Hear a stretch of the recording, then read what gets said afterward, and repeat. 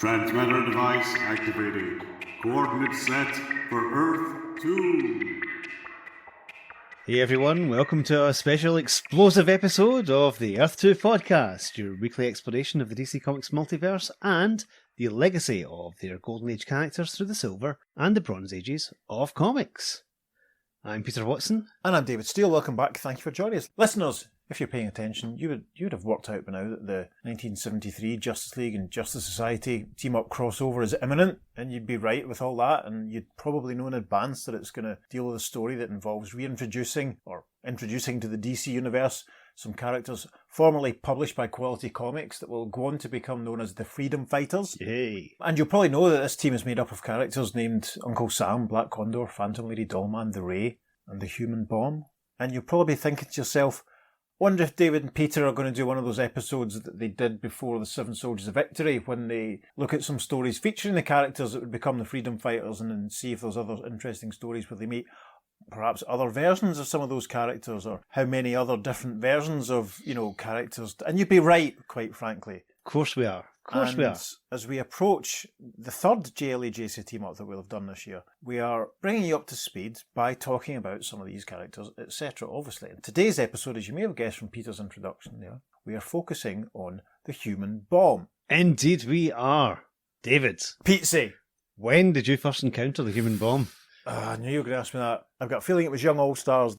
Quite early on, there's a bit where they talk about Uncle Sam taking the Freedom Fighters to Washington. Of course. Sort of big panel where you see lots of people and you see the Human Bomb sort of doing explosions and stuff. Outside from that, it probably would have been when I bought the issue of All-Star Squadron that Spoilers does the thing. Spoilers, when they all take the big group photo, spoilers. Oh, I see. Beyond that, it was probably when I read Crisis or started buying the Freedom Fighters back issues. He's not someone that I encountered really or anything when I was a kid.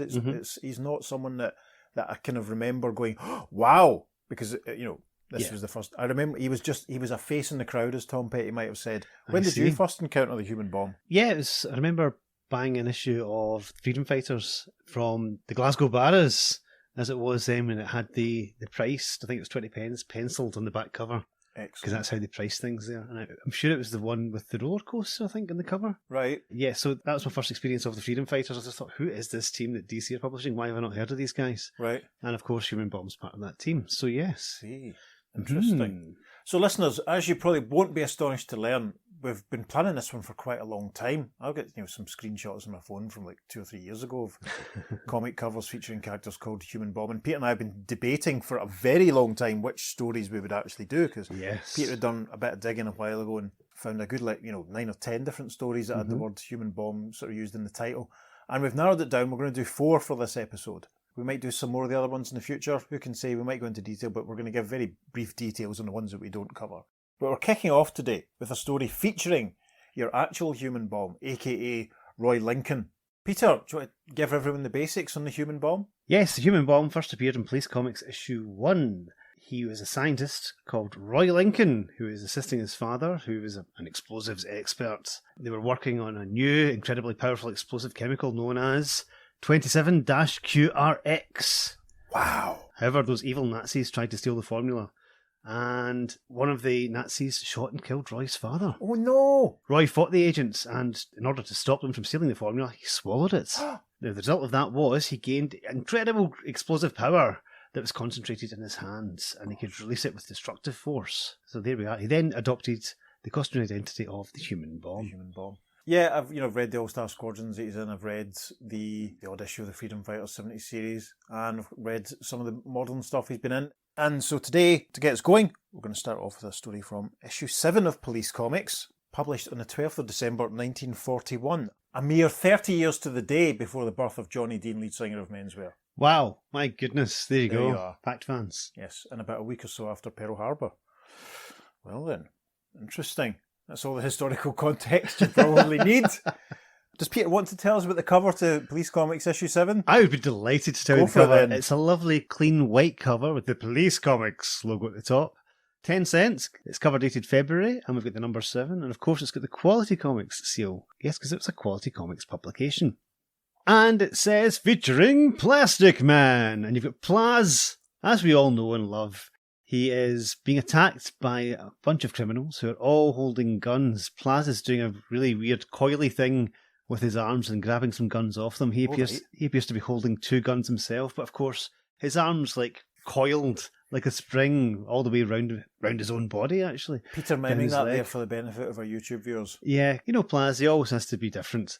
And the gangsters are firing on them, and the bullets are just bouncing off of his plastic body. Thank goodness for that. So there we are. But down the left-hand column, we have got a roll call for some of the other characters that appear in this very comic.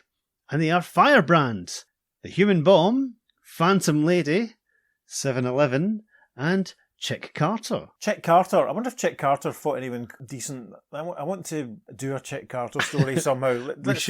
Did he batter someone called the Tarantula? Because that would be really helpful. We'll find out. We'll find out eventually. Yes. So we flick past Firebrand and 7-Eleven and Plastic Man and Phantom Lady and all that until we come to the Human Bomb.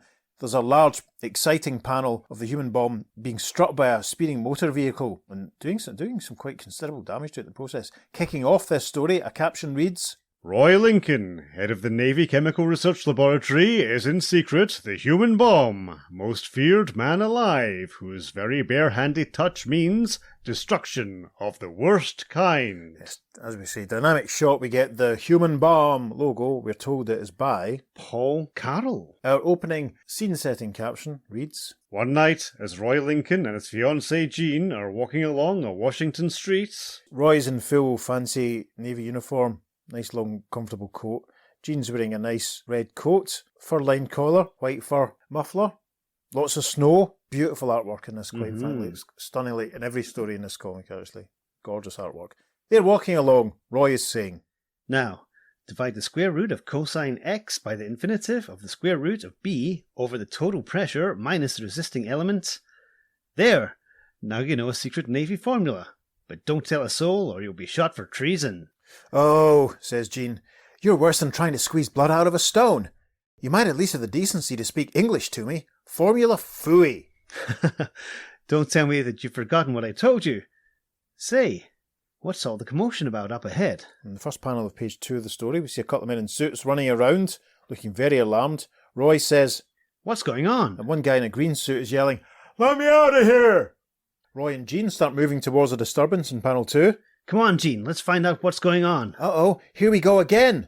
Another man in a pale green suit, a pale green cap, runs past. Roy grabs his arm, saying, Hey, where's the fire? It ain't no fire, bud. It's the Human Bomb. He's gone loco, ransacking the FBI office. Why, that phony snake in the grass, Roy exclaims. The Human Bomb? Yeah, says the guy in the green. He runs off.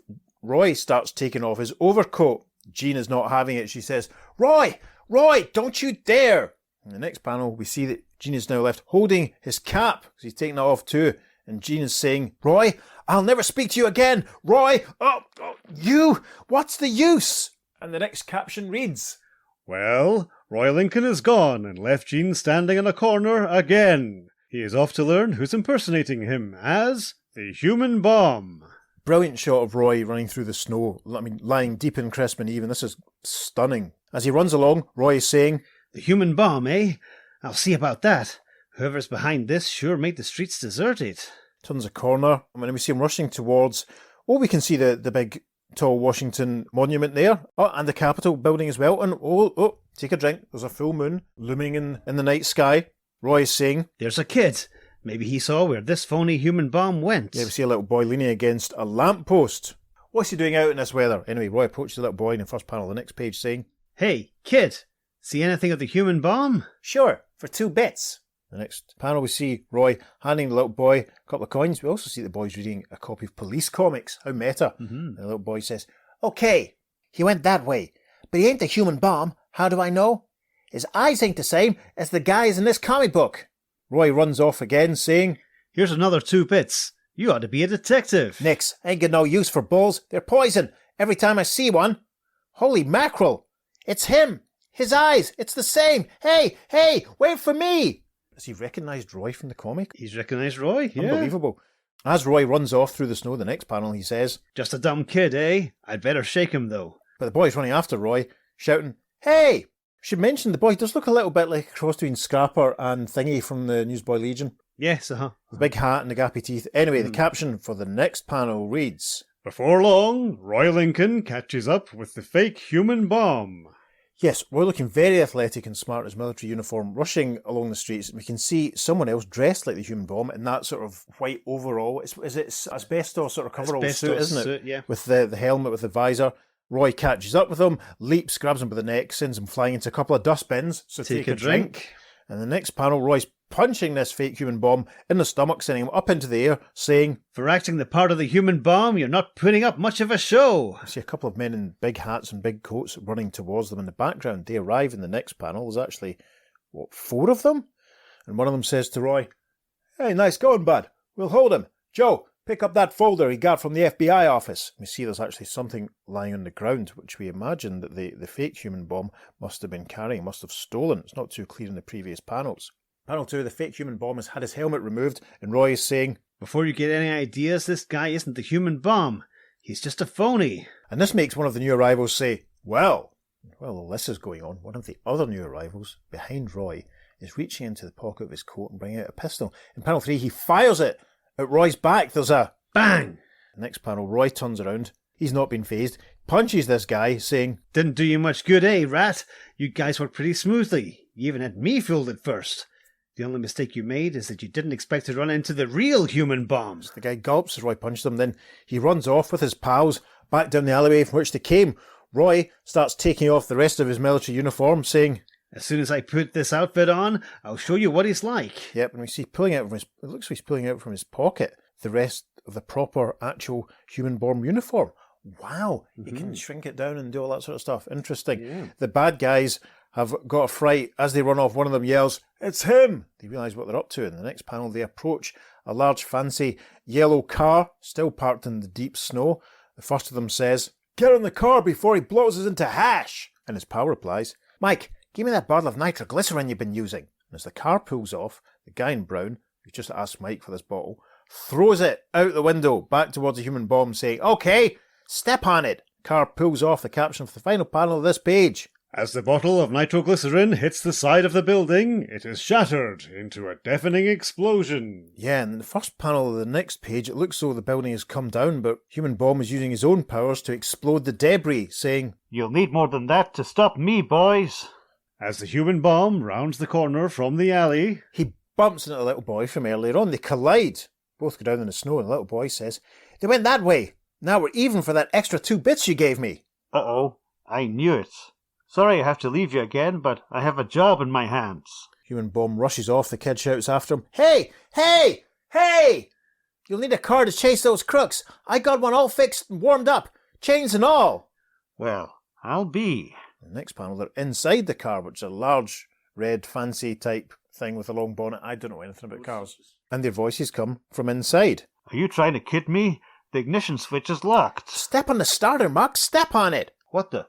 It works. Hey, whose car is this, and what did you do to it?" "Search me. I just crossed the wires on it." Human Bomb's just stolen the car. Outstanding. A slow dissolve. a short time later, Yes, the big red car is caught up with the big yellow car. There we are. From inside, we can hear the Human Bomb saying, "There's the car.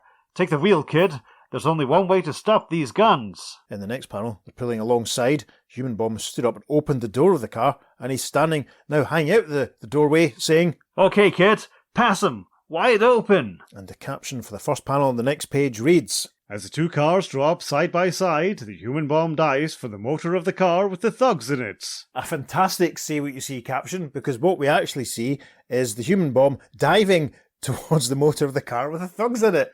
Way! Massive explosion as he collides, and in panel 2, the vehicle rears off the road with the Human Bomb still hanging on and collides with the side of a building. Human Bomb gets to his feet, punches one of the bad guys hanging out of the door, saying, "Well, what are you doing? Not knocked out?"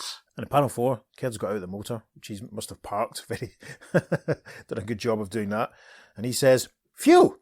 All of them as cold as ice." To which the bomb says, "Let's take a look at this folder the phony human bomb lifted from the FBI office." and the next panel shows Roy Lincoln back in his military uniform, reading through this file and saying, "Evidence to prove that Henry Vogelman, the publisher, is the head of a Nazi propaganda and sabotage ring here.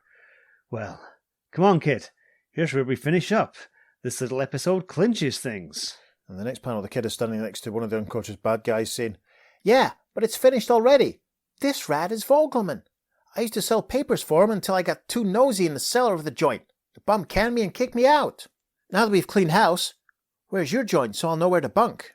Roy seems to be properly removing the rest of his human bomb uniform at this point as he replies, Uh-oh. Okay, come on, but I'll have to notify the police and see a friend of mine first. And in the next panel, they're walking back towards Jean, still standing looking annoyed, still holding Roy's cap and overcoat.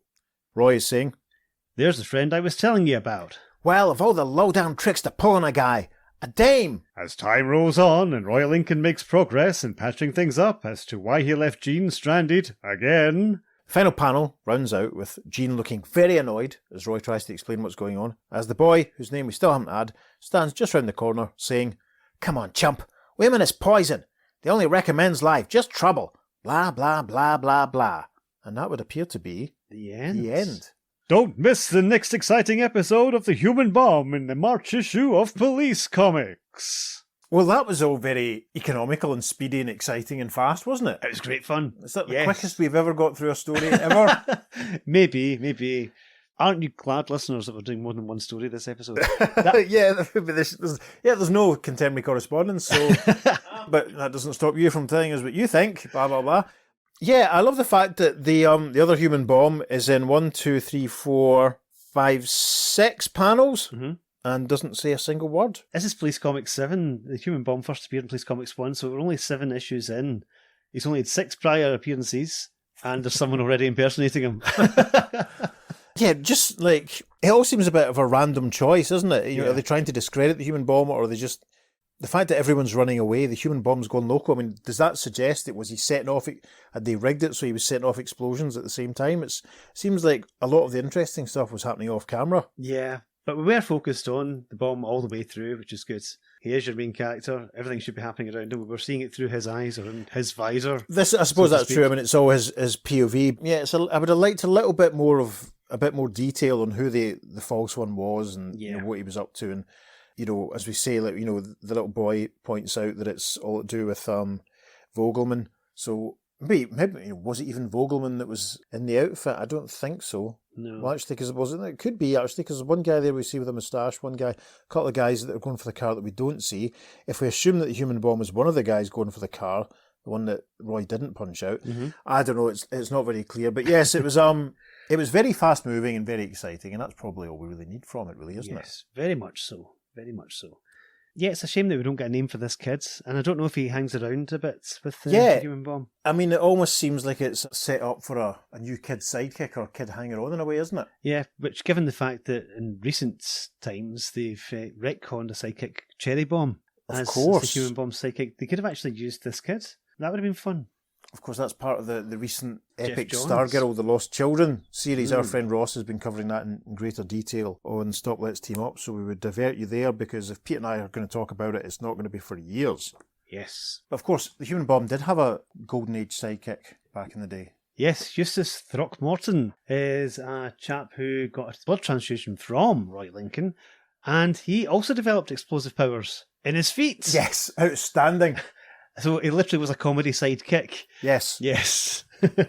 Joyous. I wonder if Jeff will use him in any stories upcoming. We should maybe write a letter to Jeff Johns and see if he's planning to use Mr. Throckmorton in any of the upcoming Young Justice Society stories. That would be interesting. That'd be fantastic. This cherry bomb fails because it contradicts Police Comics issue 14 where Throckmorton did this. Anyway, we shall see what happens with that. Not just 14, he was hanging around right up until issue 58 at least. Yeah. Many, many, many appearances of this chap. So yes. How exciting. Yes, we might come back to him one day, listeners. You never know. You never know. We may do. But that wraps things up for the original Human Bomb. But, as you said, there have been others.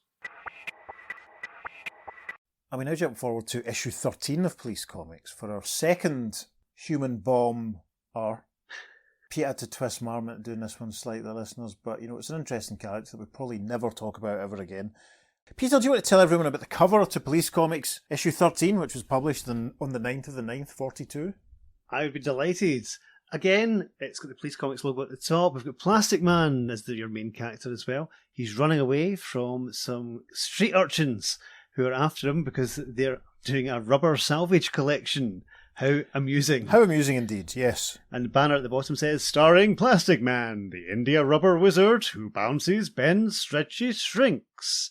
yeah, Plaz is looking a bit worried on this. Yes, I don't blame him. He's going to get melted down and turned into car tyres. And down the side, we have in stars, literally the stars of this comic. And they are the Spirits. Manhunter, that's the Dan Richards version of Manhunter that we've covered before. Chick Carter, 7-Eleven, and the Human Bomb. Chick Carter, fresh from his sellout season at the Glasgow Pavilion, probably, Supporting Tommy Trinder. and all that sort of thing. So yes, listeners, this story is called The Human Bomber.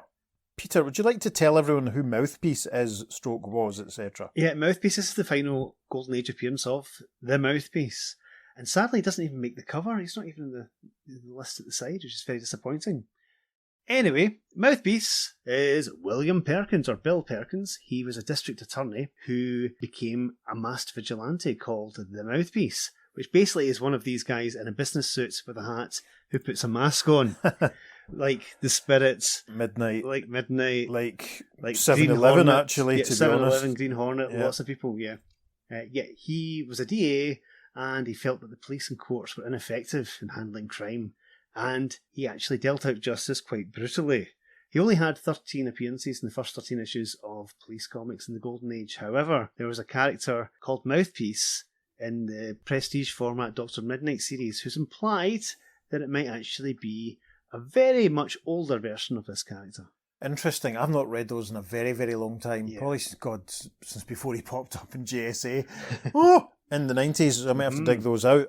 And of course, the term mouthpiece is actually an old slang term for a criminal defence lawyer. So that really ties in. That's quite a good name, given his occupation, etc. Mm-hmm. Interesting. So without any further ado, we shall leap into the story, which begins with a large, exciting opening panel, which takes up 2/3 of the opening page. A full moon hangs in the background. We can see some buildings, which to my eyes look like factories. We'll have to see how that plays out. There's a weird sort of pulley system that's been rigged up and going above these buildings, and there's a man on a sort of swing riding along with a big metal bucket on his lap, which appears to be full of little rockets, or maybe they're bombs, and he's holding one in his right hand which has a swastika on it. And if that's not done to deliberately antagonise Rich from the Weird Warriors podcast, I don't know.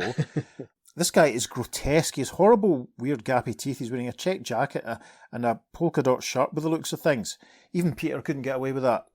And swinging down behind him, along this line, it looks like he's using a horseshoe or something to hook him to it, is the Mouthpiece. And this grotesque figure, seeing Mouthpiece approaching him, well, quite rightfully, he exclaims, The Mouthpiece! and Mouthpiece is replying to this chap saying, "That's the last bomb you'll ever drop."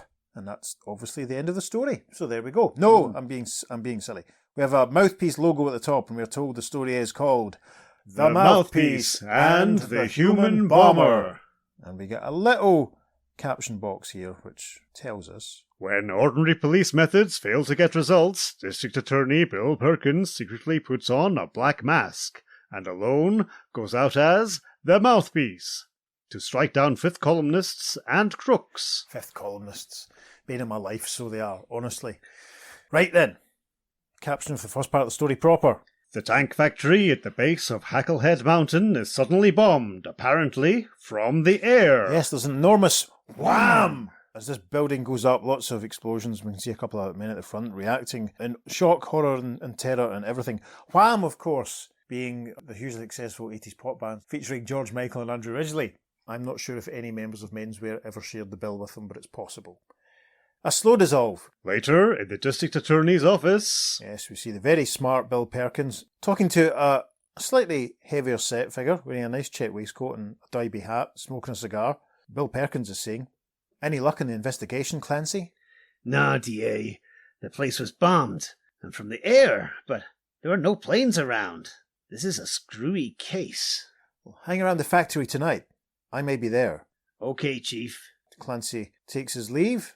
We get a nice shot of the DA as he says to himself, "I think I'll take a look over at Hacklehead myself, as the Mouthpiece." A slow dissolve. soon the black-masked Mouthpiece is searching for clues.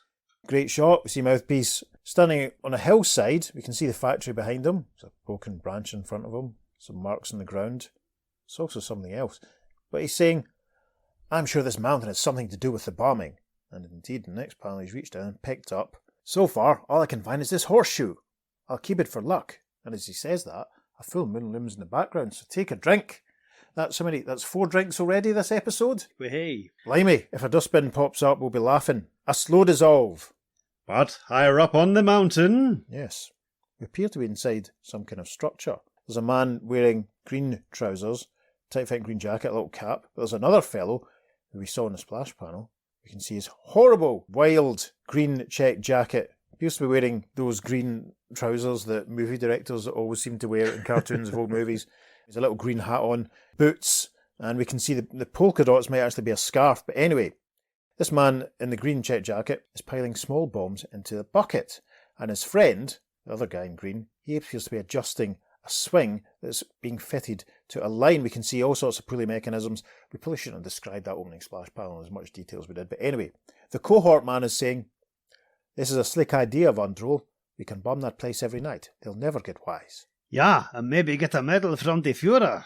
In the next panel, Von Drool is secure on a swing with his bucket full of bombs, and he's starting to slide out. He says, "All ready. Let me go. Easy." And a full moon looms in the background as we see, I suppose, it's almost a zip wire. Mm-hmm. It's like a cable car sort of wire sort of thing. We can see him descending, which has obviously been stretched from one point up high on this mountainside to some other point further down. As he descends, Von Drool can be heard saying, "Soon as I'm over the factory, I'll let him have it again.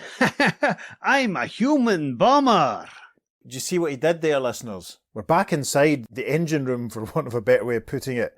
We can see Von Drool's sidekick still working the mechanism, but the mouthpiece, who looks so much like the spirit as to be almost unbelievable, has arrived with his pistol drawn, and he says to himself, "So that's their game, using an old-forgotten mountain cable that crosses the valley below." He focuses his pistol on the bad guy, the final panel of page 2 here, and he's saying, "No use messing around with that rat, I'm letting daylight into him." And in the first panel, page 3, the mouthpiece continues saying, "Right in the head," and he fires his pistol. The bad guy falls back with a scream. Ah! Because, my God, Mouthpiece just shot him in the face. My goodness me.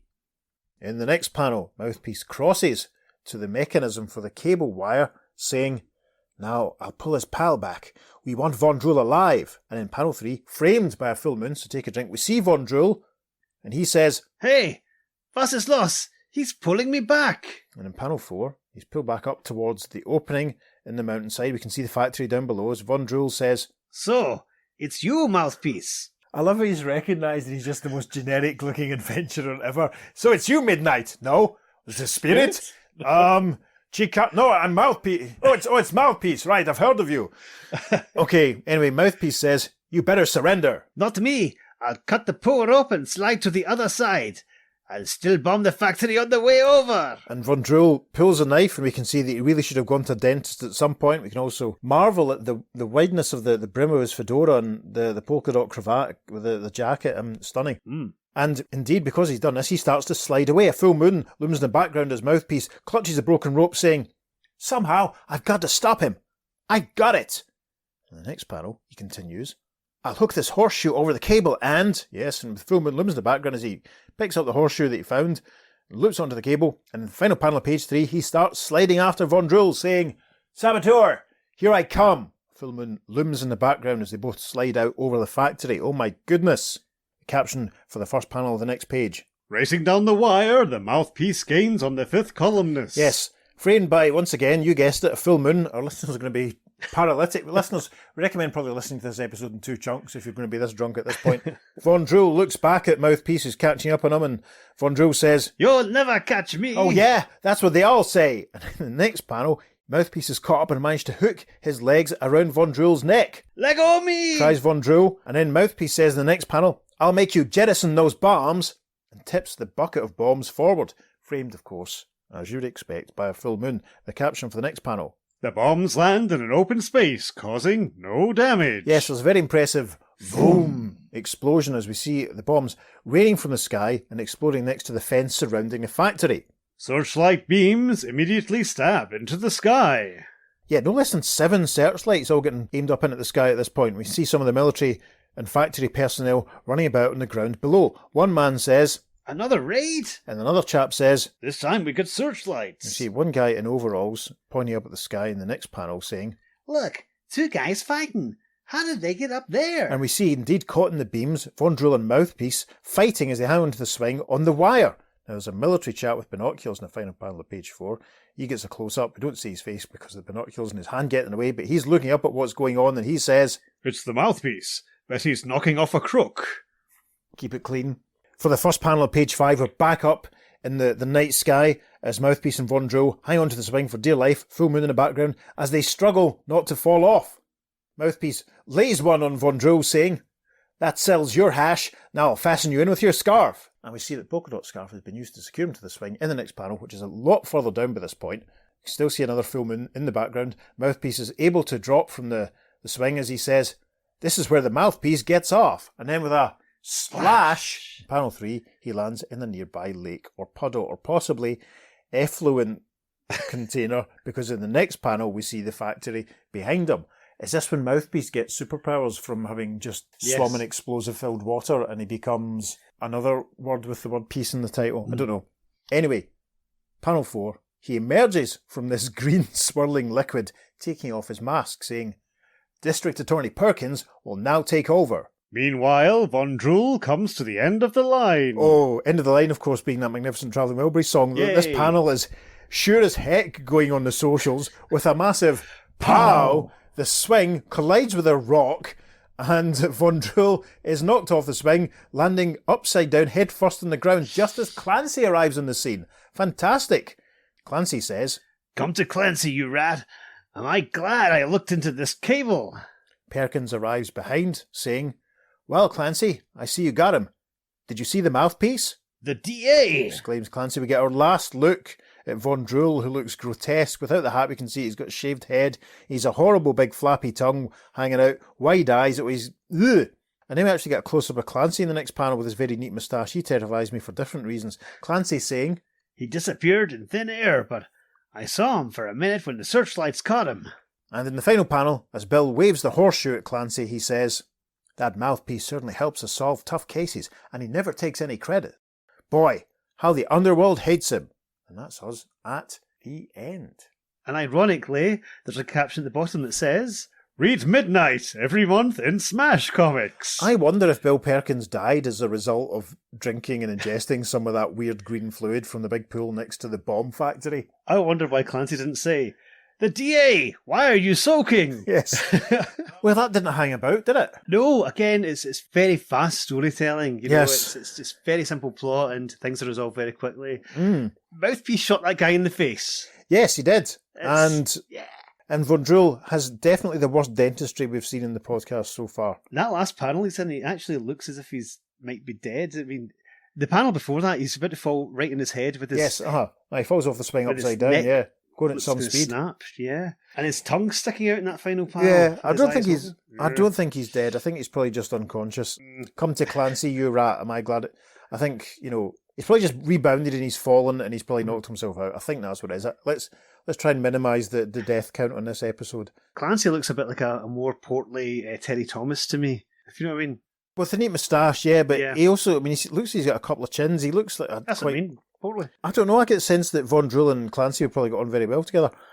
I could almost hear this story in a way. I could imagine the cold night winds sort of rushing past them because it's a clear sky. There's no clouds. The full moon is probably in more panels than Mouthpiece himself. It was, it packed a lot in. I mean, I liked the short, brief scenes of the people on the ground. The way the factory stuff is illustrated at bottom page 4 is really good. I mean, it looks, panels 5 and 6 almost seem like, sequential. It doesn't look as if the camera's panned across. It looks like we're just getting one different view of one part of the factory and that's the next part of the factory beside it. Yeah. Actually, I suppose the angle's a little different. I love the fact that the guy with the binoculars was able to determine that it was a Mouthpiece from that distance. Oh, he's obviously a big fan. Yeah, he's the president of the Mouthpiece fan club. Yeah, and it's lucky that the bombs didn't fall anywhere close to any other human beings. That's quite good. We'll have to repair that fence, though.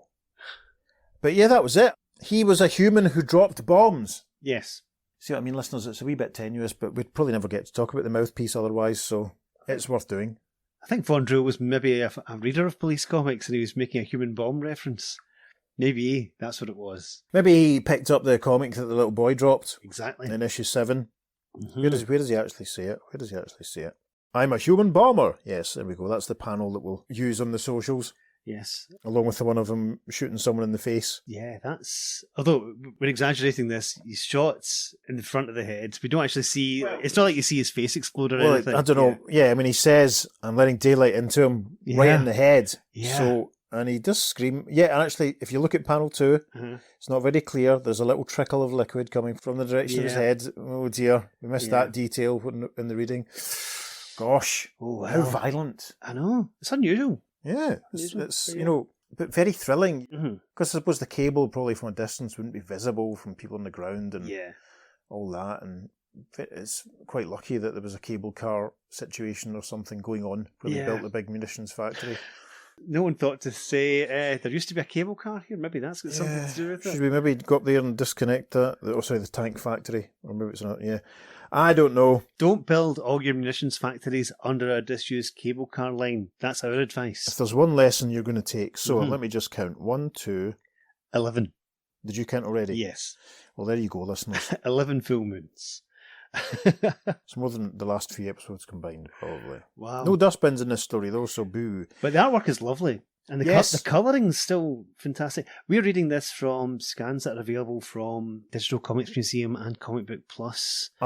Because the quality comics are in public domain. Yes. So they are easily accessible, so you can check out this full story yourself, no bother. You don't have to try and source a copy of a very old comic. No, it's all there for everyone to read. It's all there. We might even, I don't know, because it's in the public domain, we might even risk publishing the whole story in our own socials. I don't know. But maybe we'll just stick to the panels. We'll see how much time we have when it comes to it. But no, this was fun. Mouthpiece, again, just a little generic, but Yeah, but it's another... DA thinks the law doesn't go far enough. Yeah. Criminals get away with it, so he takes the law into his own hands. I'm into it. I mean, I'm guessing Clancy just must be someone that works for him. Yeah. I'm guessing with his badge. I mean, he's got a badge there we can see a shield in panel 1. There's a badge with a number on it in his first appearance, his first panel there. So it's possible he's in the police or whatever. We don't see it. To any Law and Order fans, Clancy is Detective Briscoe, and Mouthpiece is Jack McCoy. Yes, if you're a fan of Law and Order, then just imagine those people playing those characters. That reference went right over my head, listeners. I can apologise. I only ever see Law and Order when I'm through at my mum's and she's killing time waiting for the next episode of Countdown or Tipping Point to come on. Dun. I got that reference.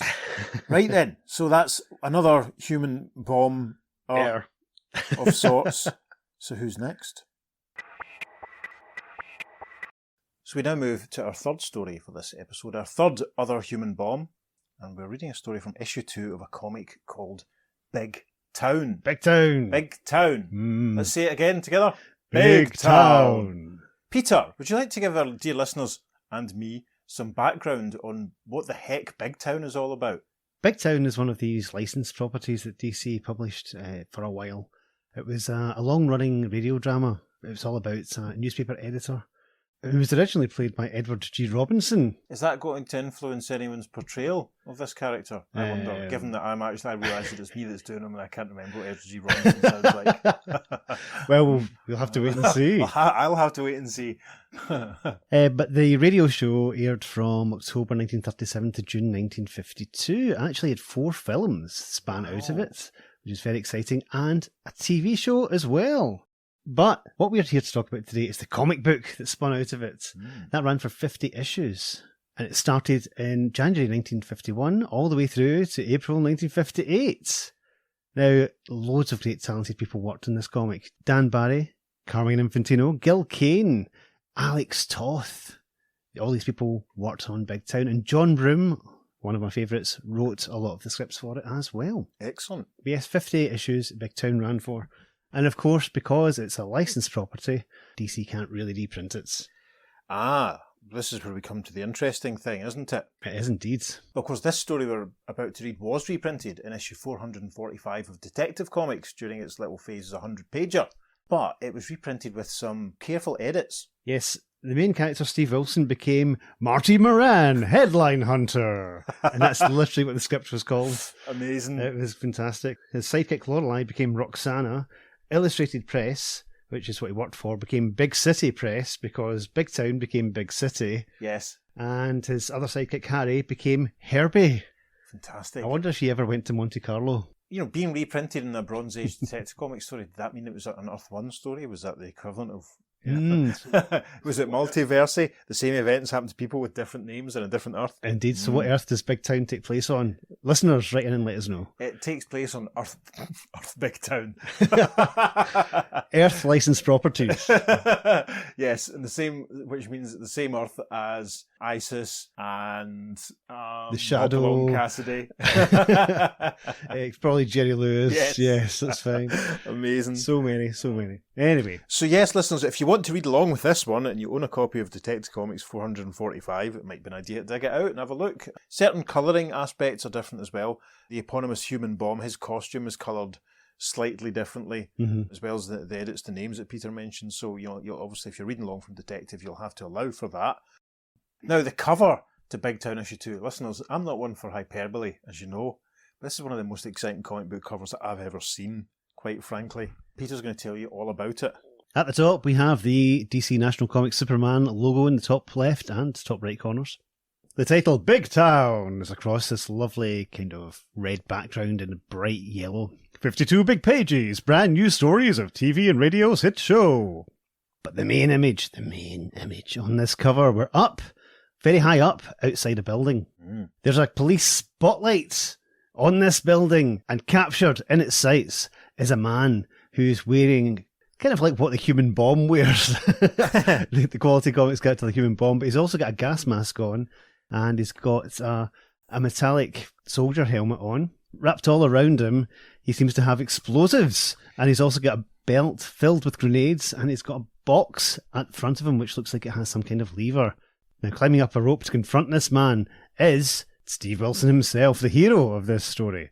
And as he's climbing up this rope, there's a policeman looking up from below, looking worried.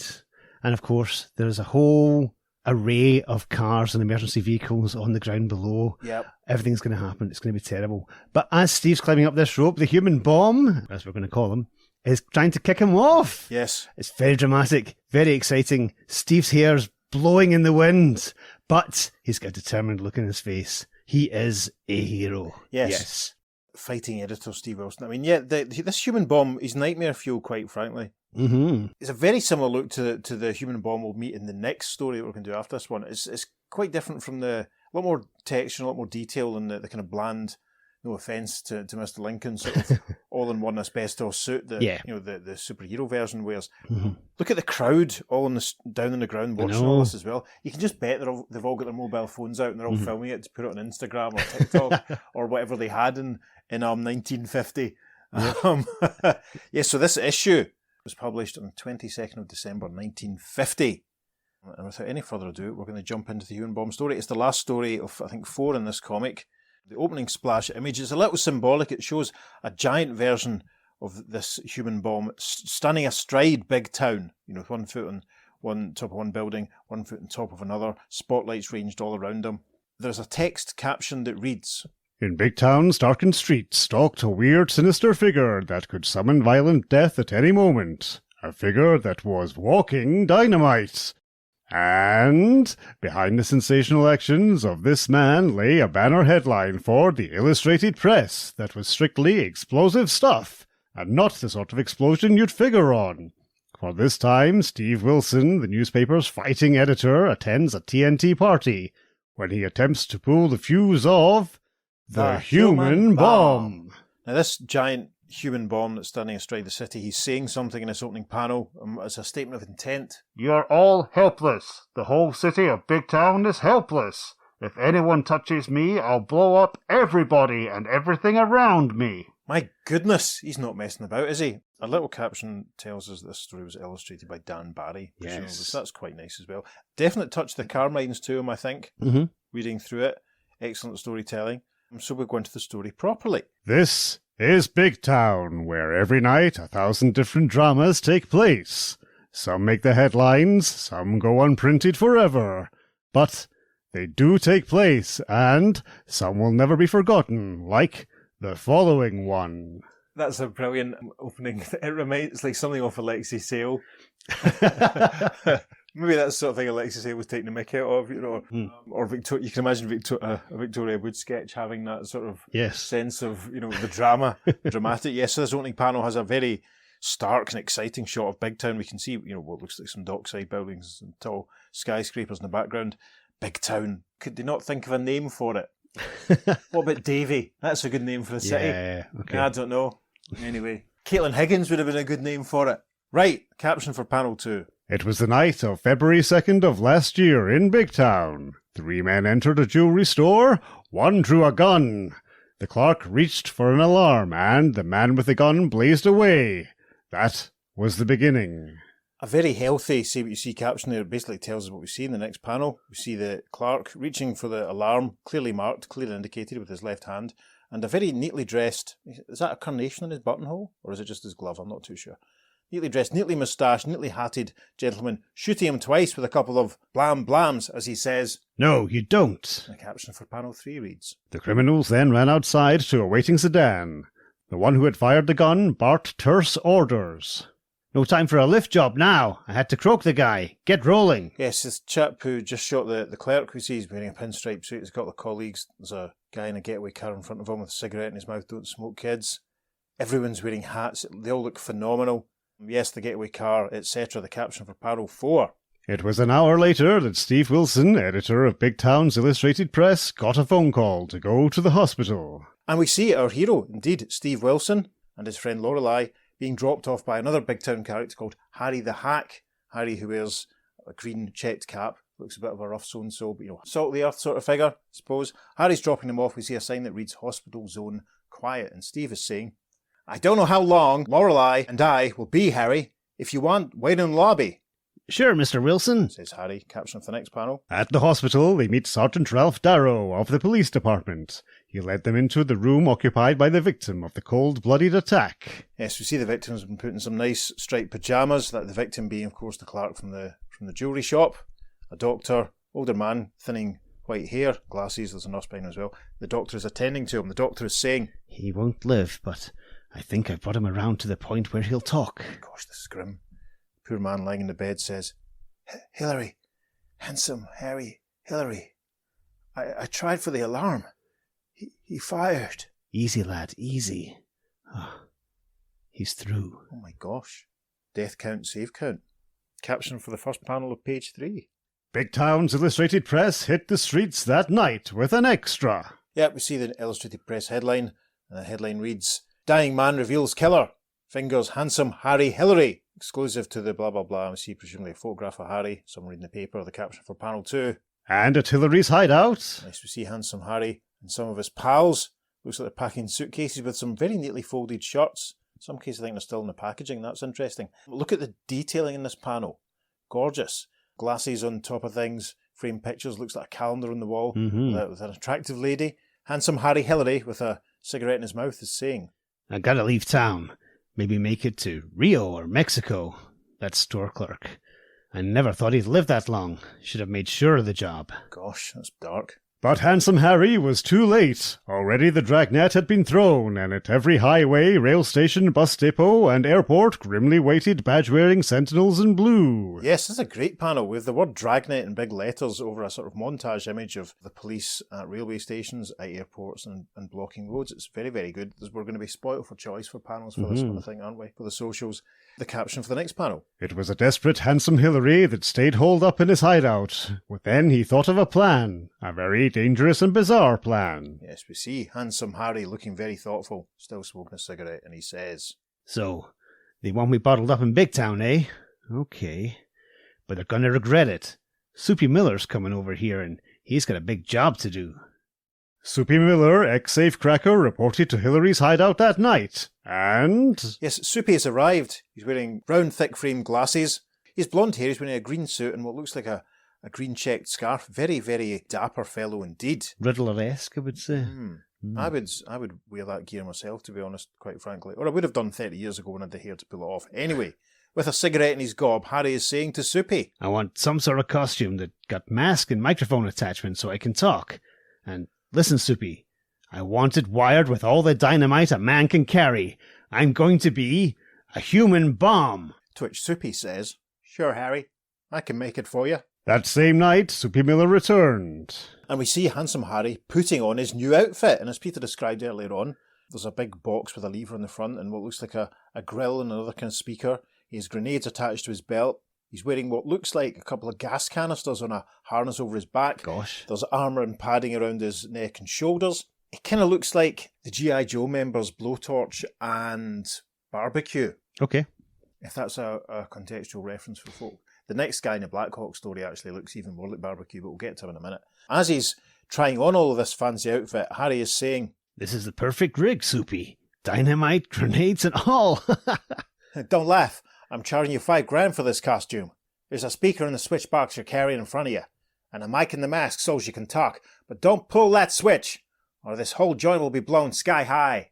Harry has now put on his very frightening Wesley Dodds-style gas mask and helmet attachment, and he says, "Soupy, you're a real pal. I'm a human bomb, and I've got big plans." And what plans? A slow dissolve. 2 days later, at high noon, a strange figure got out of a car and entered one of Big Town's most prominent banks. Yes, this new human bomb has marched into the bank. We can see tellers behind the glass. Peter and I are both having flashbacks to our youth at this point. Mm-hmm. Various customers looking appalled and scared as the human bomb addresses the room and says, "Listen, everybody, just do as I say. I'm a human bomb, walking dynamite, and I can blow this whole bank to bits." A lady who's there screams. She says, "Eek!" So she does. Caption for panel 4. The weird figure stuffed a bag with cash amounting to better than $50,000. Then... Yes, he grabs a very smart-looking man in a bow tie by the scruff of his jacket, saying, "Okay, Mr. Bank President, you come along with me. Snap into it. I'll need a hostage." But I, says the bank president. Then outside, the figure removed the mask and helmet. Yes, Handsome Harry the human bomb takes off the helmet. You see a couple of police officers there. He's holding the bank president in front of him. And Handsome Harry the human bomb says, "You cops wanted me to stick around Big Town, eh? Okay, I'm staying. Just like you want it, and you're gonna regret it." One of the policemen who's there observes, "The human bomb is Handsome Harry Hillary." and the poor, comb-overed bank president cries, "Officers, please don't shoot!" In the next panel, Harry is stepping into what looks like his getaway vehicle, saying, "That's right, coppers. Shoot me and everybody in this whole block will get blown up. And don't chase us or the bank president gets it." Yes, he's obviously manhandled the poor bank president into the getaway car as well. In the front of the car, Harry's getaway driver says, "Let's go, boss." And we go to the top of page 5 for the first caption reads, The car then sped away, unmolested. The bank president looks terrified inside of the vehicle. He's saying, "What are you going to do with me?" "Nothing, pal, except drop you off and let you hitchhike back when we make sure the coppers ain't following us." Oh, so Harry's not all bad then, really. Interesting. I was worried he was going to put a bullet in his head. A slow dissolve. Next, the walking package of TNT entered the window of an office where a factory payroll was being made out. Yes, we see lots and lots of money being counted on a table by a couple of chaps. One chap, was that a polka-dotted bow tie we can see in the corner? Anyway, There's also an armed guard, but the human bomb climbs in the window of this office room saying, "Go ahead, you dumb guard. Go ahead and shoot. I dare you, because you'll blow us all up." And one of the payroll workers cries, "Fred, don't fire. It's the human bomb." Gosh. Fearlessly, the bomb tied them up, stole the money, then left by the same window he had entered. Moments later, a sedan pulled away. There's a bit of compressed storytelling for you there, listeners. And as the car drives off, from inside we hear one of Handsome Harry's confederates saying, "There must be 30 grand here, boss." At least. And the job was a cinch. Step in it before somebody finds those guys and yells for the cops. Meanwhile, at the editorial offices of the Illustrated Press... Lorelei looks on in silence as, with a cigarette stuck in his gob, Steve Wilson takes a phone call, saying, "What? The bomb struck again? Payroll job? Okay, we'll run it on page 1. The next panel, which might well end up in a tweet, shows the headline of the Illustrated Press, and a headline that says, "Bomb steals payroll," with a photograph of the nightmare fuel giving human bomb. The final panel of page 5, we're back at Handsome Harry Hillary's hideout, with his hoods, one of whom is saying, "You're becoming a sensation, boss. You got 'em all going crazy. But they say getting you out of Big Town." Just wait. This is only the beginning of the whole plan. By the way, where's Soupy? His cut's here. Yeah, they're addressing the piles of cash on the table, to which Handsome Harry's other associate says, "He broke his eyeglasses and is getting 'em fixed. He's as blind as a bat without 'em." Handsome Harry Hillary's hideout was where Menswear played one of their earliest gigs. Probably was. Yeah. Yeah, it was a great showcase for Menswear's mighty musicianship, featuring, of course, the mighty Matt on drums. But top of page 6, the caption reads, In the ensuing few days, Big Town becomes gripped in a state of terror. The human bomb robbed freely, unafraid of being touched by the arm of the law. And the panel at the top of page 6 is another absolute beast of a montage, showing the human bomb symbolically striding through Big Town with piles of cash floating all around him, and the populace of Big Town terrified and screaming. That is definitely going on the socials. Wonderful, yeah. A slow dissolve. And Steve Wilson, normally one of Big Town's leading crime fighters, found himself helpless. Yeah, it looks so they're back in Harry the Hack's vehicle. Harry must be a cab driver by the looks of things, because that looks like a meter that's going on. Yep. Anyway, Harry leans back and says to Mr. Wilson, What can anybody do against that bag of TNT, Mr. Wilson? I don't know, Harry, just yet. Our only chance is to catch him alone somewhere, where he can't do anybody else any harm. And Steve's jacket changes from yellow to green between panels. Must be reversible. Yeah, as he continues, Hillary's making plenty of money from his robberies, but that'll never get him through our dragnet out of Big Town. We're still watching every exit. Suddenly, Steve's jacket changes again to a sort of darker bluey green as he cries, Wait a minute, Harry. Something's going on here at the hospital. Stop the cab. Cab stops. The final panel of page 6. Steve gets out. Talking to a policeman who he recognises, he says, Casey, what's the trouble? Up there, Mr. Wilson, look. It's the human bomb. He pulled a job in the insurance building and crossed over here to the hospital. And the first panel of page 7, which runs the full length of the page, is stunning. We see the human bomb with all his gear and accoutrements standing in a ledge. Very helpfully, someone will continue to tell us that. You can see the spotlights being shown. Very evocative of the opening splash panel and indeed the cover. Casey continues. He got out onto the ledge to escape, and then he couldn't find a way to get off the ledge. If he falls, Mr. Wilson, there's gonna be a big bang. And a lot of dead people. There are no patients on the upper floors where they're renovating, but there are plenty on the lower floors. I'm going up there. Wilson and Harry the Hack took an elevator to the 19th floor, and there... Yes, we see Harry leaning out of a window as Steve, using a piece of rope, starts to lower himself down. Steve is saying to Harry the Hack, I'm right above him, Harry. Now, I'll lower myself. Remember how the saying goes, Mr. Wilson? Think twice before you jump after a bird in the hand. Or something like that. In short, watch yourself. Panel 3, we're down with a couple of the bystanders, the onlookers who are watching from the crowd. One man in a hat points and says, Look, Steve Wilson's letting himself down to the ledge. And a lady in what looks like almost a leopard skin printed coat and hat, she says, He won't have a chance if that guy decides to blow himself up. So that's 3 uses of the word ledge on this page alone. That's fantastic. Are there going to be any more? The next panel, Steve is lowering himself on his rope. He's obviously very adept, incredibly fit, incredibly strong in the upper body. Lowering himself down towards the bomb. Steve says, Surrender, Hillary. At least you'll get a fair trial. We can lower ropes and nets and get you off the ledge. The bomb replies, Huh, don't make me laugh. And the first panel of page 8 is captioned, Dangling there, 19 stories above the street, Steve Wilson pleaded in vain with the strange figure on the ledge. Gosh, this is very exciting. First panel, we're standing looking down above Steve and above the bomb. We see the massive assembled crowd outside the hospital. We see the fire engines, all the other emergency vehicles. This is high tension, quite literally. Steve is saying to the bomb, You're hopelessly trapped. Give up, I say. Never, replies the bomb. And the caption for panel 2 reads, The bomb backed toward a window, turned and kicked in the glass. Yep, see what you see. Caption, there's a crash as the bomb kicks through the window and moves in. Starts running through the room. Steve climbing the window behind him. Papers flying. It's very exciting. Steve says, Wait! The bomb replies, No, I'm getting away.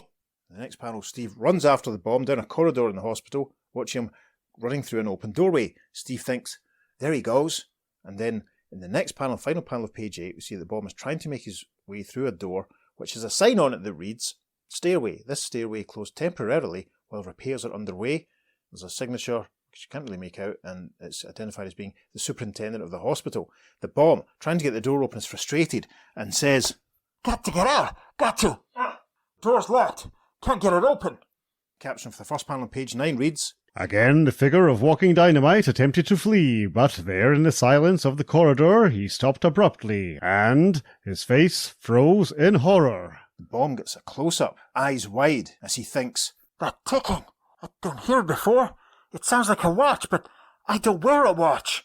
Suddenly, there's a massive fiery explosion. We see Steve dropping to the ground, and a caption for panel 3 reads, a moment later, Harry the Hack raced down from the floor above. we see Steve lying unconscious, it looks, on the ground. Hopefully he's just unconscious. Harry rushes towards him saying, Mr. Wilson! Mr. Wilson! and a slow dissolve. Shortly afterwards, they bore the unconscious editor to a room in the lower floor. It's very helpful this is all happening in a hospital. You see Steve's body being taken in by a fireman and a policeman by the looks of it. Lorelei's there, as is Harry the Hack. There's a nurse present as well. Lorelei looks very distressed. She exclaims, Steve!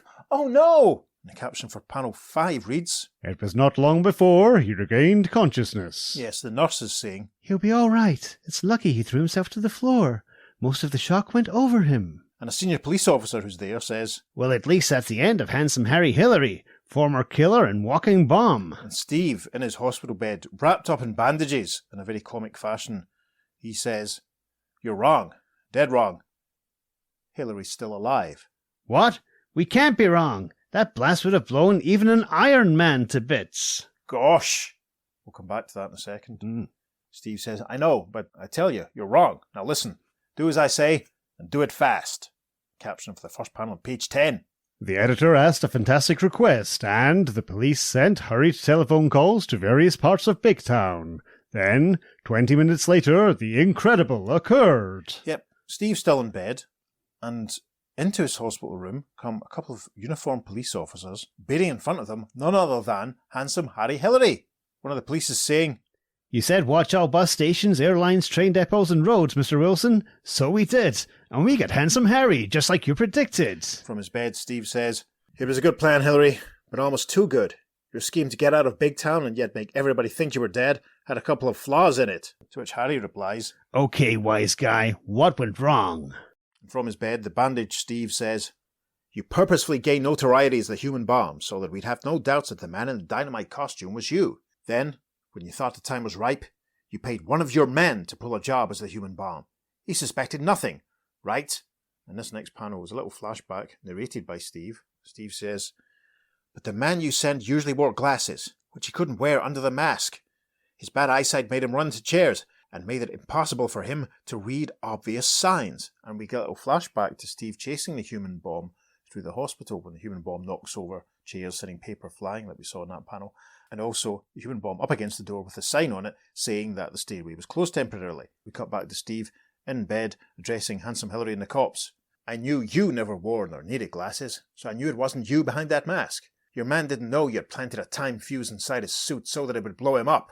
After that, you were going to flee from Big Town, and we were supposed to figure you dead. As handsome Harry is led away by the police, he says, That Soupy would have to be nearsighted.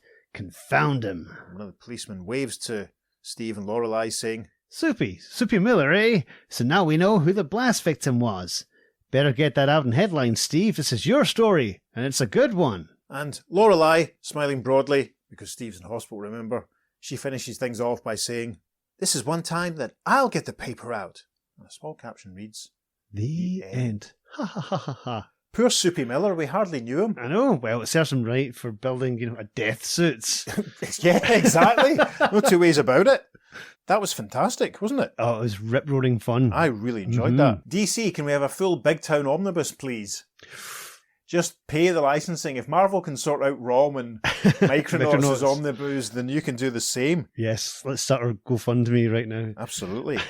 That was fantastic. Yeah, great fun. Very, very exciting. Brilliant art. I mean, I loved the use of newspaper headlines and the little montage shots and stuff. Glorious. It's very off the time, though, isn't it? It's very, investigation in the big city, all this sort of stuff.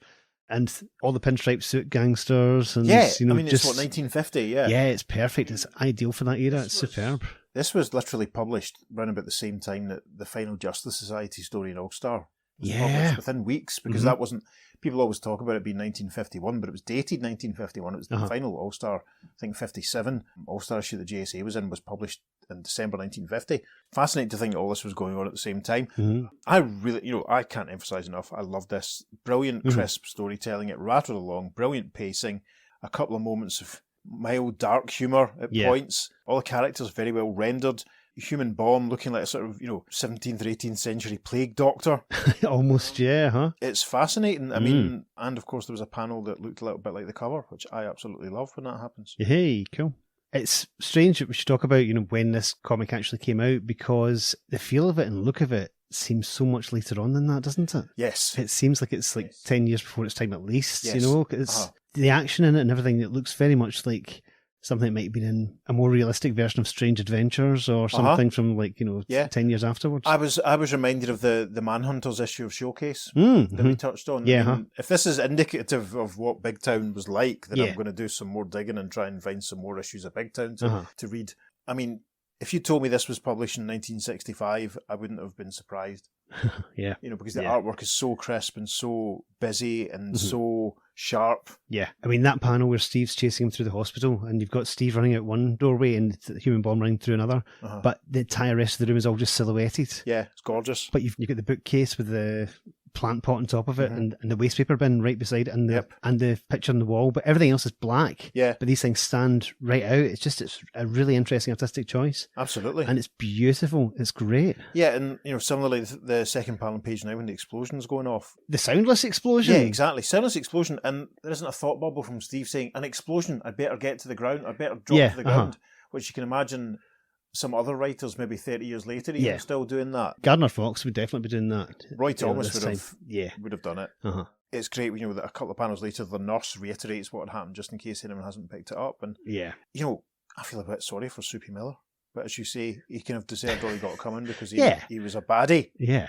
He was a former safecracker, etc. You're not going to build that suit and not have it go off at some point. Exactly. Chekhov's human bomb costume. You reap what you sow. You can't be cutting about in grenades and dynamite and expecting it not to blow up on someone. Literally, he was a human bomb. He exploded. He blew up. Yeah. Fantastic. None of the others that we've had so far really did that, let's be honest. Oh, I want to do a dedicated Big Town podcast. Listeners, I hope if you were able to read along with this one in your handy copy of Detective 445, you enjoyed it just as much as we did. I want to know what happens to Marty Moran, Headline Hunter, on Earth 1. Does he ever come back? Because, I think if this is the quality of his stories, then I think he'd be a really interesting character to have come back. Gosh, they could have taken plenty of other Big Town stories and edited them and used them as fodder. I mean, I think it's obvious why this one was reprinted, I think. The character called the Human Bomb, etc. It's obvious, I think because I'm pretty sure there was some Dollman stories reprinted in some of the Detective Comic 100 pages. Yeah. There's a lot of stuff going on. The Freedom Fighters ongoing was imminent, all this kind of stuff. It's quite obvious why they would highlight this one and pick it out. Yeah. But I'm really intrigued. If any other Big Town story is half as exciting or well scripted or well paced as this one, then I'm going to want to read it, quite frankly. There was one other Big Town issue we came across that we thought we might cover. It's one with a story called The Three Steve Wilsons. Yes, the cover of issue 38, which very helpfully is one that's flagged up on the Big Town wiki page. Kind of like when Billy Batson meets the three other the guys who became Lieutenant Marvel in the Marvel family stories. Yeah. Steve encounters a few guys with the same name. It's the Are You Dave Gorman of the DC licensed properties universe, and it's the sort of thing. If we had the time, the money, and inclination to do a Patreon and do bonus episodes, we probably would do it on there because it kind of falls into a remit. Well, loosely. They're not from Parallel Earths. No, they're not Legacy technically. It's someone encountering. So, we can look, man. We know the rules are there are no rules. We can extrapolate and stretch this as much as we like if it's a good story. Sure. I wonder if Marty Moran, Headline Hunter, encountered some other Marty Morans. Wow.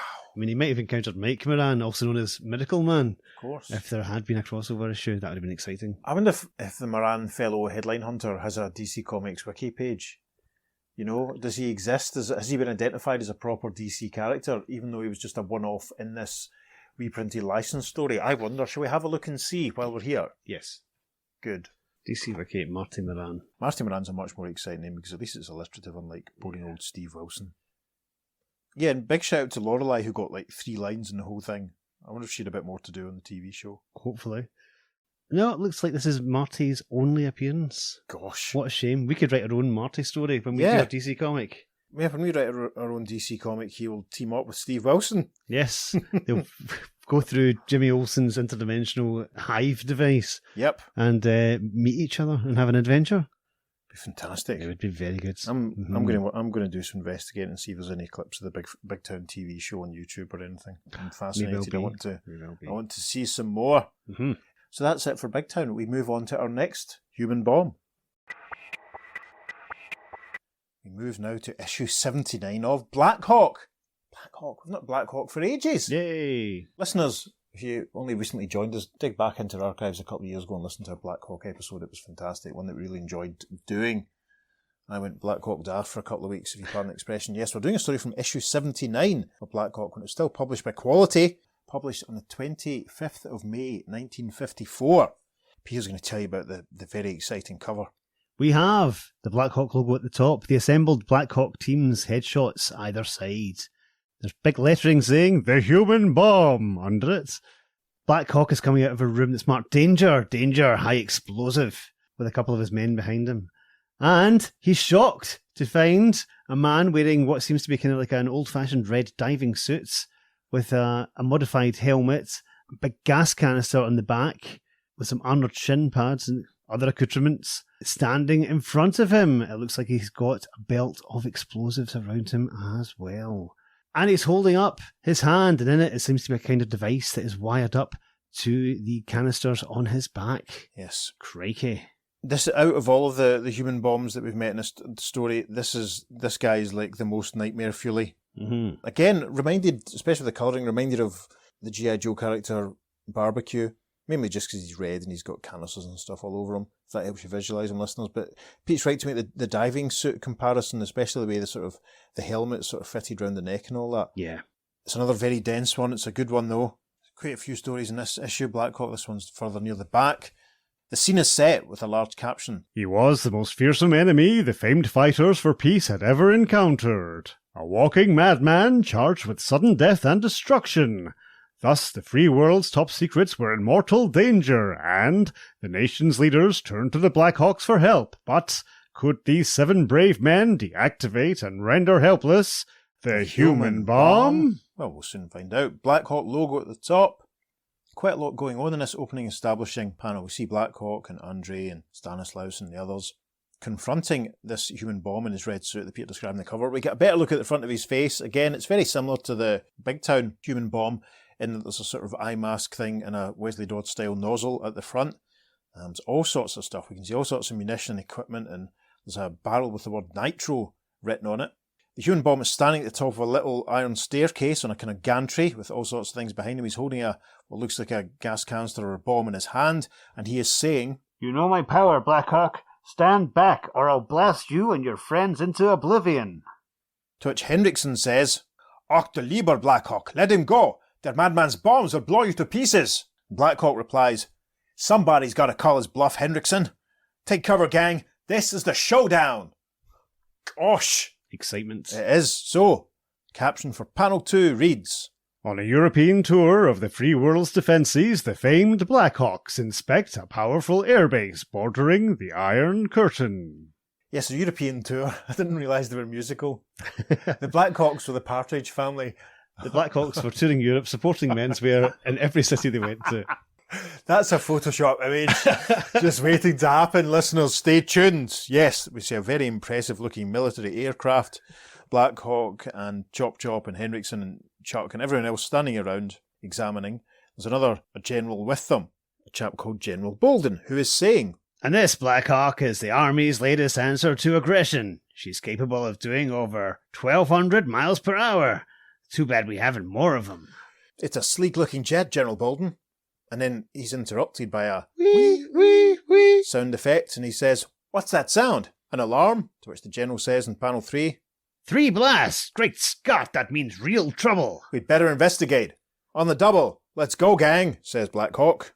As the valiant fighters for freedom pour forth from the hangar, utter bewilderment fills their eyes. Yep, the lads run forward. Henriksen's out first. Henriksen being the one with the thick moustache, the thick white moustache, he exclaims, "Donnerwetter!"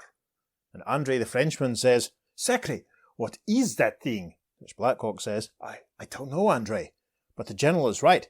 It's trouble. And we pull back in panel 2 and we see the red uniformed figure that we saw on the cover in the opening splash setting half panel. And it is this new, scary, red-suited, nightmare-fueled human bomb who declares, "I come here to destroy the weapons of war. If you interfere, you too will be destroyed." "My Yimmy, what has he strapped to his back?" "Bombs, Olaf," says Blackhawk, helpfully identifying the person he's talking to. "And they'll be powerful enough to blast this base to pieces. Let's hope those soldiers aren't trigger-happy. We should say that some armed soldiers that are also rushing forward, bringing their weapons on the human bomb, who cries in panel 3, "Heed my warning well if you value your lives." And then one of the American Army officers says, Ready?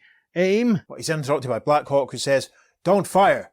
That thing may be a walking keg of TNT. Another American officer steps forward, saying, Blackhawk, we can't let him enter that hangar. Our top secret jet's in there. yes, the human bomb is moved off towards the open hangar from which they've just emerged, walking towards the jet capable of going at 1,200 miles an hour. As they watch them go, Blackhawk says, "We have no choice, Captain. If those are live bombs he's carrying, a bullet would blow us all to kingdom come." Is that the first reference of the 1995 Mark Waid and Alex Ross series in this podcast? May well be. Interesting. May well be. General Bolden is back on the scene inexplicably in the next panel. Blackhawk saying to him, "We'll have to sweat this one out, gang. We can't afford to call his bluff. I suggest you have the hangar surrounded by tanks, General. They'll make good protection just in case." You're right, Blackhawk. And Chop Chop, who is rendered at this period as a horrible racist caricature. We're not even going to entertain it because it's so ridiculously offensive. Chop Chop basically express his woes, shall we say. So there's a caption for the next panel. Spine-chilling minutes pass. Tanks roll into the area surrounding and cutting off the madman's escape. And then, the long wait. And we see some of the Blackhawks ducking down behind the tanks. Chuck says, Thundering jets, what's he doing in there all this time? and then Stanislaus says, Ah, we are not used to this battle of patience, Chuck. Blackhawk, attempting to reassure the lads, says, "Steady, men. Something's got to happen soon." Soon is 7 minutes later. A blinding flash streaks through the sky. Then, A massive kaboom! It looks like the air hangar is blown up. It's going everywhere. and when the deafening blast subsides, As the smoke and flames billow, Blackhawk says, "It's fantastic. That maniac actually blew himself up. He was a human bomb," Look, it cannot be. says Stanislaus. And in panel 2, we see the red-garbed figure walking out of the wreckage of the building. Chuck says, Wow, he's still alive. He lived through it. But how? to which Blackhawk says, "We'll soon know, Chuck. Now that character has disposed of his deadly missiles, I think it's time we had a little talk with him." And we see that the chap still has the canister strapped to his back. We can still see some detailing around his belt. Chop Chop, however, lightens the mood by expressing how relieved he is that he can breathe again now that this bit of tension from waiting outside the hangar is gone. I'm saying tactfully. The caption for panel 3 of page 3. but as the famed team approaches, the incredible human bomb, Yes, Human Bomb raises a hand and Blackhawk advises caution, saying, "Hold it, gang. He's still got another egg left. The fiend only exploded one bomb." "Let me pass, or you and your men will perish, Blackhawk. If you attempt to follow, I will touch off my super bomb." My goodness. Now, Hendrickson exclaims in the next panel, "Das fine." And Olaf says, Just let me get my hands on him. Blackhawk, restraining the lads, says, "Steady, men. I know it's tough, but we must consider the lives of the soldiers stationed at this base. We'll meet the human bomb again. That I promise." That evening, the Blackhawks discuss future tactics against the explosive menace. But how does one defeat a human bomb? Everyone sat around looking very thoughtful. Andre says, "Perhaps we could strafe the bomb from the air, Blackhawk. Then we would not endanger other lives." "I'm afraid it'd be too smart for that, Andre. Once we took to our jets, the bomb would stay close to populated areas. No, there must be another answer." And at this point, Chop Chop says his ancestors say that it is a wise hunter who traps a dangerous lion as a beast sleeps in its lair. Mm-hmm. Blackhawk looks thoughtful and says, "Say, you may have something there, Chop Chop." Oh, it's hideous, isn't it? The difference in Chop Chop here Yeah. and the stories we did from what, not even barely 10 years later, Yeah. Mm-hmm. it's astonishing, isn't it? Absolutely, yes. Anyway, we shall continue. Blackhawk says, "Say, you may have something there, Chop Chop. The bomb's hideout must be in some remote place. If we could trap him there, it wouldn't matter how many explosions he set off." Crosses the ball in the final panel of this page, taking his cap off its hook, saying, "And I think I know a way he'll lead us there. Come on, gang. We're going to visit the atomic laboratory outside of town." Stanislaus gets to his feet, looking thoughtful, and says, This I do not understand, but lead on, Blackhawk. "A slow dissolve." Days later, Blackhawk jets streak through the sky above a US Army depot, the next victim of the frightening bomb. Yes, we see the bomb down on the ground, marching towards a tank which is poking out of what looks like a concrete bunker. The Blackhawk aeroplanes fly overhead. Blackhawk says, "He's still down there, gang.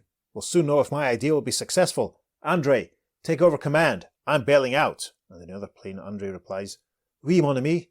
We will land in the field nearby, as planned."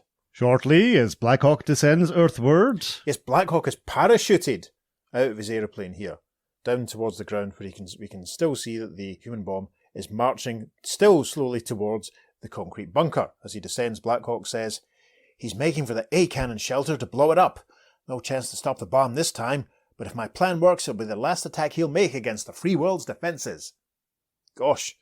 Next panel, he has produced some sort of bottle with a nozzle hose attached to it, which he squirts down towards the bomb. The bomb obviously hasn't heard them coming. Blackhawk is thinking, as the goo he is squeezing out the bottle strikes the back of the bomb, "A bullseye. I'm sure glad that suit of his is thick. It prevented him from feeling the spray. Now to take cover before this place goes up like a matchbox." And, indeed, there's an inset panel with a massive boom explosion, so Blackhawk doesn't feel too bothered about them not rescuing or protecting the A cannon. The caption for the next panel reads, split seconds after the bomb's devastating blast, Blackhawk joins his men in a nearby field. We see Chuck standing in the wing of one of the planes with a device in his hand, and he says, How did you make out, Blackhawk? "He's saturated with radioactive water, Chuck. With that Geiger counter, we'll be able to track him from a mile away. Let's hurry. He escaped to the south." The whole gang moves off. In the next panel, Andre says, "Since the professor's efforts at the atomic laboratory were not in vain, mon ami." To which Blackhawk says, "We'll soon know, Andre. Pick up anything, Chuck?" See Chuck waving his Geiger counter, and Chuck says, Nothing, Blackhawk. Are you sure you went this way? "But that's impossible. I'm positive the bomb took this direction. He couldn't be out of range. Are you sure there's no reaction in that machine?" Absolutely, Blackhawk. We're not picking up a whisper. Perhaps that water we got at the A-Lab wasn't radioactive. We get very dynamic close-up of Blackhawk running at page 4. Do you think he looks a bit like Hugh Grant? Oh, he does actually, yeah. Well, touch of that, yeah. Yeah. I should speak to my pal Richard Curtis and pitch this then, You shouldn't should. I? Mm-hmm. Blackhawk says, "No, the professor checked that water thoroughly. It was 97% radioactive, and I'm sure I scored a bullseye when I fired it at the bomb." The first panel of page 5, Andre is saying, "It is impossible, Blackhawk. How can there be no pickup on the Geiger machine when his uniform is soaked with radiation?" "I don't know, Andre. It's strange. Too strange," says Blackhawk, examining the Geiger counter. General Bolden is walking up behind them in this panel, and he says in panel 2, Bad news, Blackhawk. We thought all our men were out of the building at the time, but we just found the remains of what was once a person. I'm sorry to hear that, General. We had a plan to track the devil, but somehow he outwitted us. Come on, gang. Let's scour the territory from the air. A slow dissolve. And later, the heartsick fighting team leave their jets. Yep, Chop Chop expresses how odd it is that the human bomb vanished like he really did blow up, and to which Blackhawk says, "Yes, the fiend planned his escape route well, but how? How did he avoid having us pick up the radiation from his suit?" To which Olaf says, "Ach, we are so helpless." Next day, the terrible reign of terror begins again at the American Embassy. Yes, a couple of American embassy men look on. Looks like they're standing outside windows looking in as the human bomb can be seen going through the contents of a safe, which he's burst open. We can see what looks like broken bars as if the safe was behind them, being kept, safe, if you want to avoid the repetition. One of the embassy men cries, Run! Run for your lives! It's the human bomb! "Hey, nothing can stop him, and he's stealing top secret papers," says one of his colleagues. Very excitable man, obviously. Caption for panel 5 of page 5. And again, the following evening, at a key conference of Free Nations officials. Yes, there's obviously some kind of explosion going on in the background. We can see curling smoke and debris. A nice man in a purple suit says, Great heavens! It's the human bomb! The human bomb waves a hand and says, "Exactly, gentlemen. Don't be alarmed. I've merely come to gather whatever documents of interest you gentlemen might possess." Caption for panel 6. Then, An armed soldier appears and says, "I'll get him, gentlemen." Points a gun at the human bomb, who replies, "Go ahead, you fool. If a bullet strikes me, it's bound to hit a bomb, and that will destroy you all." And the man in the glasses and the purple suit and the bow tie from the previous panel cries, Great grief! He's right, don't shoot! 3 gentlemen in 2 panels. Gosh. Amazing. The 3 gentlemen supported the Montrose Avenue. Anyway, Matt knew one of them because he'd been in that other band that obviously earlier supported menswear. Right, the final panel for page 5 is captioned. and shortly, the mighty Blackhawks stand helplessly by, outside after speeding to the scene of alarm. The Blackhawks have arrived. And we see the Human bomb descending the stairs outside the building where the key conference of the Free Nations was taking place. An armed soldier is saying, "We don't dare fire. He's carrying enough explosives to kill hundreds." "Yes, he's tied our hands again," says Blackhawk. And in the first panel of page 6, the human bomb, with some files in his hand, shouts at everyone, saying, "I shall be making my escape through crowded streets, through blocks of houses where children play. If I am followed, I will without hesitation detonate. Remain where you are." We cut back to the others in the next panel. Olaf says, "I ban like to meet that man without his bombs." Blackhawk clenches a fist and says, "Yes, Olaf, I'd give a lot for 10 minutes with him stripped of his bomb gear." And General Bolden, who's on the scene again, says, "I see he's done it again, Blackhawk. What a devil." General Bolton keeps turning up. I'm becoming suspicious of him. The General continues in panel 3. "Well, at least he didn't kill one of my men. We learned not a man at the Adams section was missing. We can't account for the body found in the ruins. It wasn't one of our men." "What?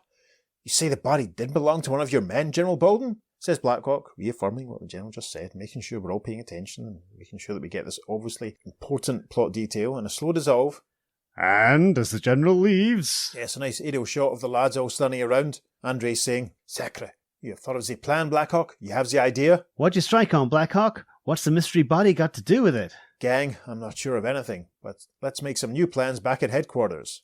And a slow dissolve. Later... Blackhawk is standing in front of a big map, pointing at it. Stanislaus is saying, "Then each one of us will guard the key objective, Blackhawk." "Exactly, gang. By means of our belt radios, the first to see signs of the bomb will notify the others.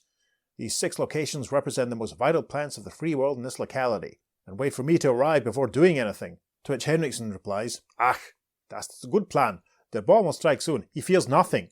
A slow dissolve. Shortly, as Hendrickson guards the vital Free World Munitions plant, he has good reason to use the special belt radio of the Blackhawks. Yes, why has he got special good reason to use the special belt radio? Because he's just seen a human bomb. You see Henriksen speaking into his radio set and miming that for the benefit of our YouTube viewers as he says, "Donnerwetter, the dog is here, man, quick!" And over the radio we hear Olaf saying, "Coming, Hendrickson. I ban move quick." Caption for the final panel of page 6. Minutes afterward, the gang is assembled, but Blackhawk gives a strange order. At the Free World Munitions plant, which is obviously where we are in the image at the start of the story, you see Blackhawk and the lads gathered. We can see all sorts of munitions all around them. There's some boxes with dynamite written on it. A large steel door appears to have been ripped off its hinges, and we see the bomb marching away into the building further ahead of them. As all this is going on, Blackhawk says, "No doubt about it, he's after the secret formula for the new type shell we've developed. Take cover, gang. I'm going in alone. That's an order." "Secret, one of me. You'll be killed," says Andre. "But Blackhawk, at least you'd have a better chance with us." "Sorry, man. An order it is." And Blackhawk at that steps forward in the first panel of page 7 into the room. We see all the shells and various types of munition piled up on the shelves all around in the room, and Blackhawk addresses the bomb saying, "Bomb, I'm coming after you." "Blackhawk, you dare challenge me? Fool!" And then Blackhawk raises his hand in panel 2, which prompts the bomb to say, "What? You seek to threaten me with a grenade?" And Blackhawk indeed has a grenade in his left hand, and he replies, "That's right, Blockbuster. I figure there's enough explosive power in here to blow even you to smithereens. I'll go with you. It's worth the sacrifice." Then as Blackhawk hurls the grenade... Blackhawk hurls it indeed, saying, "This is it, bomb." And behind him his gang cries, "Howka!" And the human bomb exclaims, "No, no, yay! and reaches for the grenade.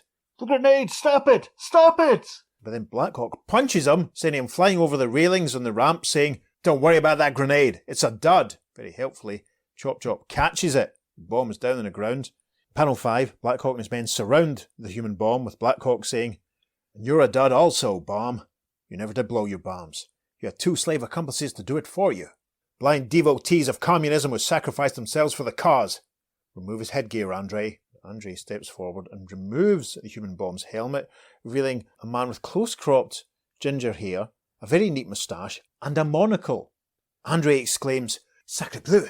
It's Von Tepp, our old enemy, the arch-communist saboteur." Henriksen steps forward. The next panel starts to tie up Von Tepp, aka the human bomb, as Chuck says, "Gosh, Blackhawk, you mean Von Tepp was concealed in a shatterproof container at the jet plane hangar, enabling him to come out after his man blew it up?" "Exactly, Chuck. And at the A shelter, his sacrificial henchman went in alone to blow himself up. That's why we couldn't trace the suit we'd radioactivated, because it was on the body the General found." They all take their leave from the munitions place. You can see the door ripped off its hinges. How the heck the human bomb managed that, I don't know. The human bomb bound in ropes as Blackhawk leads the party, saying, "You see, his men created a scare fraud by killing themselves. Von Tepp could loot vital military secrets afterward without fear of being shot because he was a human bomb. However, I couldn't be positive this was the case, and I reason only my life should be risked proving it." And we are bereft of a caption, but that is in fact the end. Wow, what an info dump that was at the very end there. That kind of ruined it for me, to be honest. It was literally a case of, I think we've only got 2 panels left. Yes. Quick, squeeze everything in. Yes. What's your knowledge on Von Tepp? Von Tepp's actually a Luftwaffe pilot, and he's tied into the origins of the Blackhawks. He's a sadistic officer who bombed a hospital in Poland, resulting in the death of Blackhawk's siblings. Thank you, DC Wiki. Yes. And yeah, so he was a recurring villain in Blackhawk. And obviously, I tried to keep his identity secret by not playing him with a German accent. But funnily enough, his monocle's actually in the wrong eye in this story. It should actually be on his left eye. Interesting. On his right eye. Maybe he's a parallel universe version then. Could be. Could be. And further digging into DC Wiki tells us there's another one version of the character who first appeared in Blackhawk 251, so that's very interesting. Cool. Do we devote an episode to General Von Tepp? Listeners, you decide. Let us know. So I suppose that probably would have had a lot more impact if we were more familiar with this character. That's very true. Our old enemy, the arch-communist saboteur. So maybe by this point in the 50s, he's no longer a German officer. He's been retrobooted to be a communist. So that's quite interesting. As all the baddies were pretty much in the 50s. Do we have to do an episode basically charting the different versions of Von Tepp? Gosh. Can we bother doing that? We're not going to do any more research at this time of night, quite frankly. Well, that was all very interesting. Let's recap this then. So the guys that got blown up earlier on were not Von Tepp. They were Von Tepp's men, but Von Tepp was hiding on the scenes in bomb-proof capsules. Of course. So that he could then leave with all the secrets. So it may well have been him who spoke to them outside that first air hangar. Well, no, it couldn't have been, because maybe did he walk in and was he there already? No, because he was just hiding. Right, so he was hiding and he emerged afterwards. It was his pal that spoke to them. Right, and then... It's very convoluted. So the guy that walked into the concrete bunker that Blackhawk scooshed the radioactive goo on that blew up... Yeah, so that radioactive goop was blown everywhere. He was fantastic. Killed. Then Blackhawk is saying they found the remains of a person. Oh my goodness! That they couldn't identify because it's one of Well, I suppose that makes sense then about what Chop was saying about he vanished like he'd really had blown up. And you thought it was the general all along. I did think it was. I was suspicious of the general. I was. Listeners, maybe this one will make more sense when Peter and I listen back to it in a couple of Thursdays when it's released. It's very convoluted, but it's a lot of fun. Yes, the artwork was gorgeous. Yeah. And it's always nice to meet the Blackhawks. Yes. And as you said, the cover to this one's stunning as well. It's great. It's a beauty. And how can we not do a Blackhawk story published by Quality Comics, who also published The Human Bomb? Exactly. And the story's called The Human Bomb. Exactly. We'd be insane not to. to. Yeah, it's very interesting that I wonder if could this guy have been inspired by Roy Lincoln? Gosh, there's a thought. Who actually first identifies him as a human bomb? He doesn't identify himself, so let's have a look. Ah, there we are. Blackhawk himself at the top of page 3 says, "It's fantastic. Actually blew himself up. He was a human bomb." So there we are. There you go. When we get to the first part of the Freedom Fighter story in a couple of weeks, we'll discuss further the link between the Blackhawks and the Quality Comics superheroes, because there's one panel indeed which is very thought-provoking, but we'll get to that in a couple of weeks. Absolutely. So, human bombs. Yeah, great fun. I mean, what a different variety of similar characters. what a different variety of similar characters, by the way. Yeah, I agree with you, great mate. Yeah. So, yes, the OG human bomb at the start, then we had the human bomber from Mouthpiece. Yep. Then, of course, we just had the Big Town human bomb, and we've got the Blackhawk anniversary. Yep. Von Tepp, the human bomb. Von Tepp. So, yes, it's an alias who turned out to be an alias for a recurring Blackhawk villain. So that's all very interesting. Now, there were several other human bombs that we could have covered in this episode. Doiby Dickles came up against one. Superman came up against a super human bomb in Action Comics 242. And there are a few others besides. So maybe somewhere down the line, we might even do that Wonder Woman story that we considered. There may be another human bomb episode at some point in the future. Who can say? But anyway, that's our episode devoted to the human bomb. Over the next couple of weeks, we're going to do some more episodes exploring other stories featuring the other members of the team that will become the Freedom Fighters, so we can familiarise ourselves with them before they return on the pages of the Justice League. Absolutely, yes. But in the meantime, what were your thoughts on the human bombs? Let us know. You can email us at theearth2podcast@gmail.com. You can leave us a voicemail of you making big explosive noises. That's an amazing idea. As a human bomb. That's a brilliant idea. Yes, don't go up and blow anything up. Just try and make the noises yourself, listeners. That's it, and we might even use them on the show. That would be fantastic. Yeah. Wow. Just go to speakpipe.com and you can leave your explosive noise there. Make sure you follow us on social media because we're posting lots of bonus material for this explosive episode on Facebook and Instagram. We're at the Earth2 Podcast, and on Twitter we're at podcast_Earth2, and it's the number 2 for all of our social media. As I always say at this point, if you're feeling generous, you go to wherever it is you receive your podcasts and give us a positive review. If you're feeling more generous, you go to our coffee page and buy Peter the price of a beverage. I really enjoyed all of those stories. Yes. A mixed bag. Yeah, and I'm still kind of stunned at the Mouthpiece story. I think that was great fun. They all were. And absolutely ridiculous. Yeah, very true. I really enjoyed them all. We do enjoy doing these portmanteau episodes. Yeah. You know, when we talk about the legacy aspect of character names being reused. We hope you do too. Yes. Hopefully we'll have some more before too long. We'll have a lot more before too long. Yes. On that bombshell. On that human bombshell, I've been Peter. I've been David. Take care, folks. We'll see you soon on the Earth2 Podcast. Transmatter cube activated. Return coordinates set for Earth Prime. Blackhawk says, somebody's got a car. Blackhawk it up completely and then they all get blown up and die at the end. Blackhawk doesn't understand the gravity of the situation. No, Blackhawk struggles to articulate what he's saying because it's so exciting. That evening, the Blackhawks discuss future tactics. They supported menswear. Supported menswear at the Camden Mixer at their first ever gig, etc., etc.